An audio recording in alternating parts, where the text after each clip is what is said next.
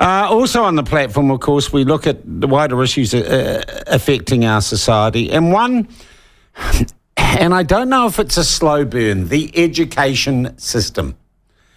We spend much in this country, a huge proportion of our tax take goes on an education system, which many would have said in years gone by was world class.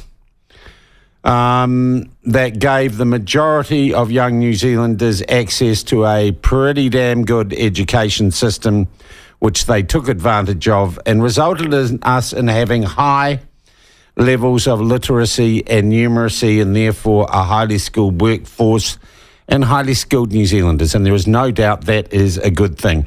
But, for instance, page 4 of my lovely Dominion Post, nowhere near the cryptic crossword today, this headline on New Zealand, or this story on New Zealand school absentee rates. Children are missing school more in New Zealand compared with other countries, and it is getting worse, a new study has found. The study, undertaken by the Education Review Office, collected surveys of more than 2,600 students between year and 14 and more than 1,100 parents. It found while COVID-19 had badly disrupted attendance, between 2015 and 2019, the percentage of learners regularly attending school dropped from 70% to 58%, well below other international averages. That is just one indicator, international benchmark against which we have fallen, but there are others. And to discuss what they are and what we might do about this, from the New Zealand Initiative, we're joined by Oliver Hartwich. Oliver, lovely to have you back on the platform with us. Thank you. Good morning, Sean. All right, how bad, to your mind, and what indicators do you use to reach the conclusion that our state education system is in decline? Well, first of all, the situation is bad. It is a catastrophe. It is a national disgrace. It is a disaster. And we should really declare a state of education emergency for New Zealand because the system is falling apart and has been falling apart over a long period of time. You mentioned it. The decline goes back at least 20, maybe 30 years. How do we measure it? Well, how many ways do you want to measure it? You've already mentioned truancy. There's nothing new, by the way, today in the report. We have known that truancy is a massive problem for New Zealand schools. What the report this morning probably didn't give you is the information that this is extremely unevenly distributed. So if you are in decile 1, you are far less likely to attend school than, say, if you're in decile 9 or 10. So this is a phenomenon that really attracts our poorest socioeconomic communities. So that's one way of looking at it. By the way, we've got about 100,000 students in this country that are deemed chronically absent, meaning they miss at least 30% of their school time. And again, totally unevenly distributed. We have about 25% of students in decile 1 communities that only attend regularly, meaning more than 90% of the time. So that's one way. The other way is actually looking at numeracy and literacy rates. Now, we've known for a while that there is a problem. Back in 2014, the Tertiary Education Commission even told us that they tested school leavers and they wanted to find out how literate and numerate are they really. And mind you, they had NCEA level 2. Now, you would kind of think, well, if you leave school with a certificate, you must be able to read, write, and calculate. Well, not so. What we actually found was that schools never properly assess reading and writing and numeracy. We just infer it. So if you take a course, for example, in history where books are read, hopefully, then you get a literacy credit for that. And conversely, you will get a numeracy credit for anything that involves numbers. But when you actually start testing, you find that about 40% of school leavers, even back then, were functionally illiterate and innumerate, meaning they couldn't function in normal society. The ministry recently tested this. I mean, it only took them 8 years to design their own test. It was relatively quick for the ministry. What they found was actually that if we applied proper literacy and numeracy standards across the board, we would fail at least 2/3 of a year. Of course, no government's ever going to do that. At what 2/3. At what age? At age 15, we tested, and we found that 2/3 wouldn't pass the combined literacy numeracy test. And by the way, again, same picture, you have an extremely uneven distribution. So if you're in decile 1, guess how much a chance you have to pass the writing test? Don't know, you tell me. 2%. Whoa. 2% of students in Decile 1 passed the writing test. For Decile 9 and 10, of course, it was way above 60%. So again, totally unevenly distributed. Another way of looking at it, PISA. You know, the OECD, the International Organization of Developed Economies, Yeah. they're testing the member states on the performance of their education systems. Through a thing called PISA.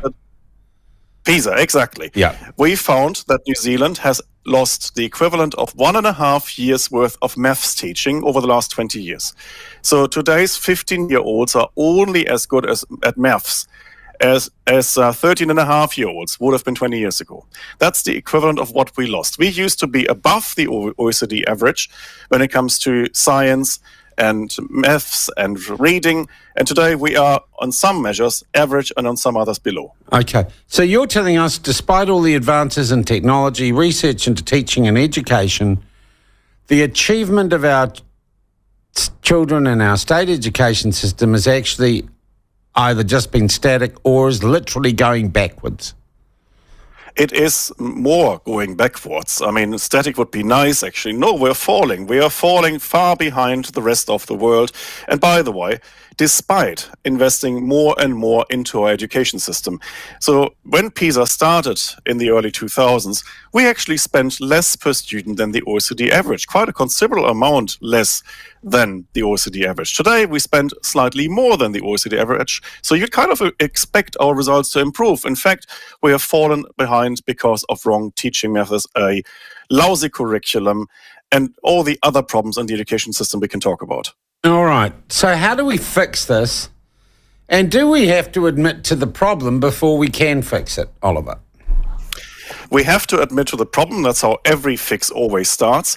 But fixing it is difficult because sometimes you don't even know where to start anymore, because there's hardly a piece in the New Zealand education system that still works. I remember I had a conversation with a very senior former politician and asked for advice on how to fix the education system.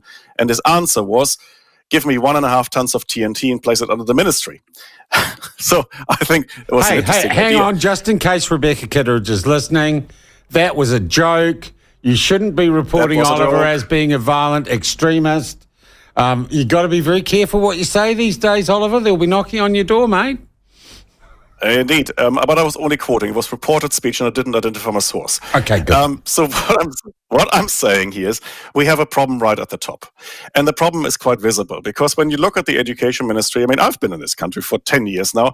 When I started, the education ministry had about a bit more than 2,000 full-time staff. Today, they are well above 4,000 staff.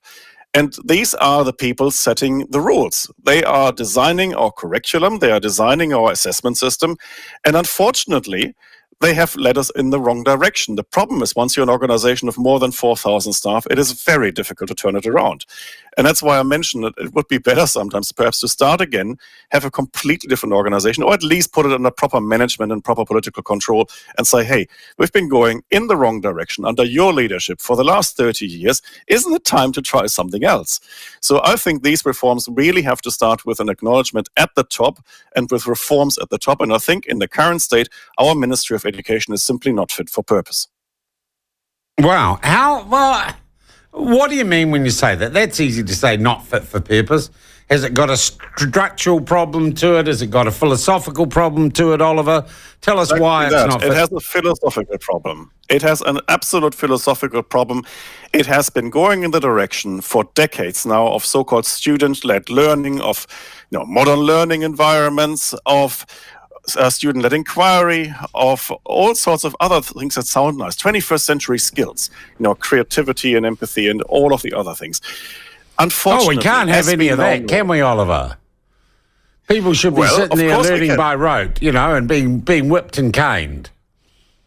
Oh, now you're actually pulling my leg. No, of course not. Well, no, but what I'm saying is, we could just basically say they've gone woke, couldn't we? Well, you could say that, but actually they started this well before the term woke even became known.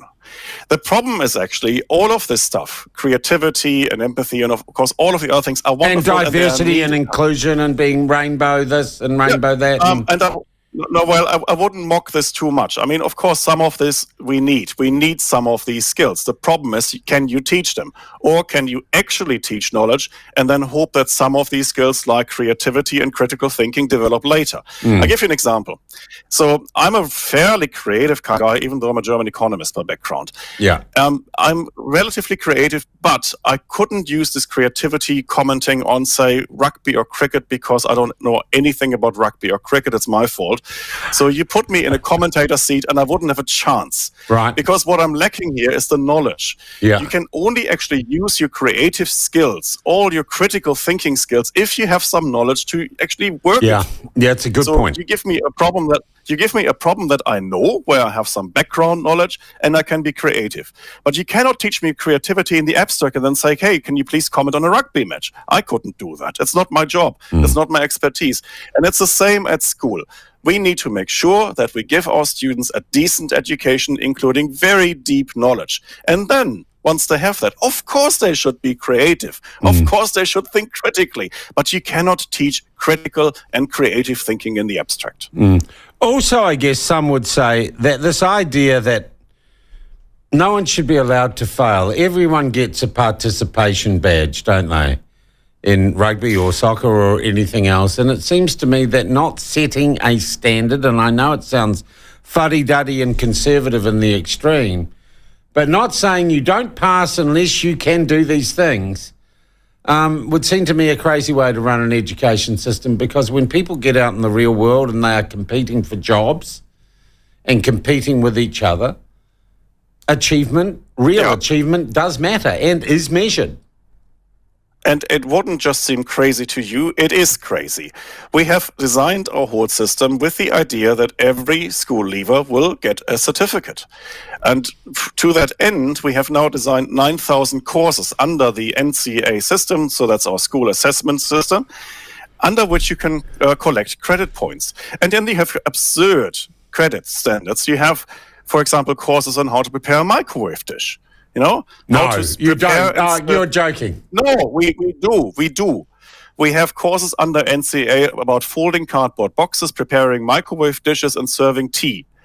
You can collect credits on that. You probably even get some numeracy and literacy credits along the way. This is the way the system is designed. It is not an accident. It is on purpose. The whole purpose is to make sure that everybody gets a certificate. Unfortunately, 40% of school leavers then can't read or write or calculate. 40%. I'm never surprised. 40%. Well, that is the finding of the Tertiary Education Commission. It's a few years old. It's probably worse today, meaning they're functionally illiterate. Doesn't mean that they don't understand a few letters here and there are a few words, but functionally illiterate means they couldn't function, for example, in reading a kind of times table, or actually reading a recipe or writing to a company. So that is the level of literacy that 40% of our school leavers do not have. We're not even talking about getting them ready for university and ready to study. We're talking about really basic skills for everyday life. So you're talking about a reboot of the education system starting at the infrastructure or the administrative level of the Ministry of Education. Is any political party promising this? Which of our political offerings at the election next year, which of our political parties are closest to agreeing with your ideas? Well, let's put it this way. That the system is the way it is a function of having had both national and Labour governments in the past. They were all as bad as each other. They were all working with the same Ministry of Education. And so the fault actually lies with governments from the last 30 years, no matter which color. However, having said that, we are working with the opposition. We're having very good conversations with opposition politicians. And I think slowly but steadily, they are getting it. They are coming our way. And they have accepted many of our recommendations, especially on literacy, on phonics teaching. And I think it is necessary because actually this should not be a left or right wing. It is just a question of what works. We know exactly what works from international experience in education systems, and we really have to fix this because otherwise we are leaving a large part of our population behind. You know, if you are born poor in a poor socioeconomic circumstance, well, unfortunately, the chances of you getting a decent education are very slim, and therefore you will likely remain poor for the rest of your life. You will not live to your full potential. Of course, there are always exceptions, and that's wonderful. But on average, and I'm speaking in averages here, we are condemned condemning people from the bottom of our society to remain where they are because they're not getting the education they need. Schools should be great levelers, and they are not. It also sounds like they should also be places that set more standards than they do. And I don't mean in a negative way, are tougher or demand more from our students and our young people. We should, and we should expect more. We have a culture of a soft bigotry of low expectations. So if you're coming from a background that is relatively poor and where your parents didn't have much of an education, we wouldn't expect you to thrive. We wouldn't expect you to learn great things. You're kind of expected to remain where you are. We're never really spelling this out, but that's in practice how the system works. And I come from a different background and I have a different expectation. If I can share my story with you. Yeah. I mean, you would have never picked this up, of course, from my accent, but I'm German. And I come from a background from not such a flesh part of Germany, from an industrial part of Germany, from Essen, the Ruhr, built on coal and steel. My parents didn't go to university. My parents didn't even go to a higher school. My dad was a policeman and my mother was a housewife. And on my dad's side, father was a publican and then a brewery salesman. And on the other side, my granddad was an employee of German Rail. So nothing was further from that kind of background than a higher education. And yet my parents sent me to a state school where I learned Latin, where I had fantastic teachers, where a third of my teachers had a PhD, and where I got all the skills I needed in life, where I learned English, more or less. And then I went to university, then I studied, I got a master's, I got a PhD, I'm here now. So that's the kind of education background that you should probably consider sometimes. If I didn't have a good school, if I didn't have great teachers, with my background, I would have probably stayed where I was born and I wouldn't have had the kind of career I'm currently having. And you'd be pulling pints or I don't know, delivering mail somewhere. Exactly. Yeah. And that's why I'm personally passionate about this, because I think there is so much potential in students, no matter their parents' background, no matter their economic circumstances. We have to discover their talents. And unless you introduce students to the wonders of this world at school, teach them chemistry, teach them mathematics, introduce them to foreign languages, geography, history. I mean, how could a student know that a student has an interest in history, for example? But we have an education system that, I'm sorry, from the outside, looks like we spend more time worrying if they're gay or transsexual than whether or not they can read or write.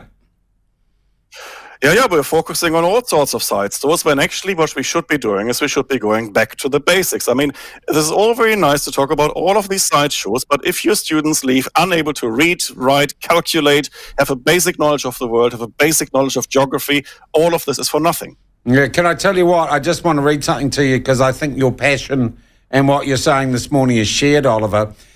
Kia ora, Sean. I'm a teacher. I have been bleating on giving the same message as your guest for the past 7 years. It is heartbreaking to be striving for student achievement on a daily basis in a low decile school, be constantly encountering the types of problems he describes and not being listened to. It does give me hope for a change listening to this. Thank you. I'm getting back to work now. So that is from someone at the coalface, completely unprompted. I'll be asking actually teachers and those involved about this. Do you feel there is a will from individuals inside the system to implement or to be part of the changes you're talking about? Yes, absolutely. And every time we publish something like this, or I have an op-ed in the Herald, or we go on programs like yours, I get feedback emails from teachers, really people working in the system, sometimes having worked there for decades, and they all tell me, thank God someone finally speaking out, because we have to get this on the agenda. I actually think what we should do is something a little bit more formal. Remember, I mean, a couple of years ago, it was kind of ludicrous. A lot of councils around the country, and I think the Parliament as well, declared an emergency for climate change. Oh, which is a complete load of bollocks. From that. Yeah, it's bollocks. Yeah, it was, of course, because nothing followed. What we should be doing, nevertheless, we should declare a national emergency on education, because we have not just a crisis, not just a little bit of a problem that requires a bit of a reform. No, we have an absolute education catastrophe, a disaster. And it takes a declaration of people coming together saying, enough is enough. We have to change the way our education system is run. Otherwise, we are writing off a whole next generation. And you know what? The longer this goes on, the harder the problem will be to fix, because in the future, you will not even have teachers anymore who know what a decent school looks like, because they've never experienced it themselves. Oliver, our text machine's blowing up, okay, with people absolutely agreeing with you. And can I say something that's really interesting? We've had many conversations over the years on a lot of topics. I've never seen you so passionate. I've never seen you so because I'm angry. Yeah. I am really angry. I've been here for 10 years now. The one big disappointment about New Zealand, coming from overseas, I was in Britain before, I was in Australia before, I come from Germany. I get to New Zealand, I think this is a developed country. It should have a decent education system like all the other countries. And what I find here is a crap education system that doesn't deliver. It's a national disgrace. It is absolutely beyond time, really, to reform this bloody system and get it ready and fit for purpose. And this really irks me. We've done this for 10 years. We have done study after study. We've demonstrated what we can do. We have done some of the most innovative work you could find in education policy around the world, and it's sitting there. It is waiting for that one reformer to really turn things around. Oliver, I thank you for your passion. I thank you so much for joining us this morning, and I hope this is really just the start of a wider and bigger conversation. Go and have a cup of tea and a lie down, because I think I've raised your blood pressure this morning. That is Oliver Hartwich, researcher, advocate from the New Zealand Initiative. Boy, what a great idea. Gosh, why have I forgotten his name? David Shaw, head of the Green Party? James Shaw. James Shaw, get on your plane back from the BS COP27 conference, and why don't we declare, rather than a climate emergency, which is just a load of political claptrap and waffle because the world isn't burning, but God damn it, our educational achievement for our kids is, I cannot believe that, 50% of school leavers, Oliver estimates, are functionally illiterate. Enough with the participation awards. Let's fix this system, and I would have much more respect for any politician that advocated to declare an education emergency in New Zealand rather than a bloody woke climate change emergency. And what else feeds into this? Oh, our kids are all going on climate marches and got him, thee, them, they toilets and stuff. What a load of rubbish. There you go. There is Oliver's, I think, impassioned plea. I've never seen him like that before, for us to do something about education. And boy, a lot of texts on this. Welcome to New Zealand. I've been saying this since Merv Wellington was Minister of Education. The Teachers Union will not allow change, says John. Oliver Hartwich is a legend, says Norrie. Oliver, wow, says Mike. Sean, the reason Latin is being axed at school in favour of Maori is so the future generations don't get an education that allows them to speak and think like your German guest. He's not German. He's actually a very committed New Zealander now, is Oliver. Boom, that's why my wife is homeschooling our kids. New Zealand's education system is just a low-budget and tacky comedy act. Morning, Sean. Great interview with Oliver Hartwich. He is a very intelligent man. Well, he's a passionate man too, with great input. So I hope you're able to have him on more often. He's been on many times, Jesse. Love your texts, your thoughts, your calls on this important issue.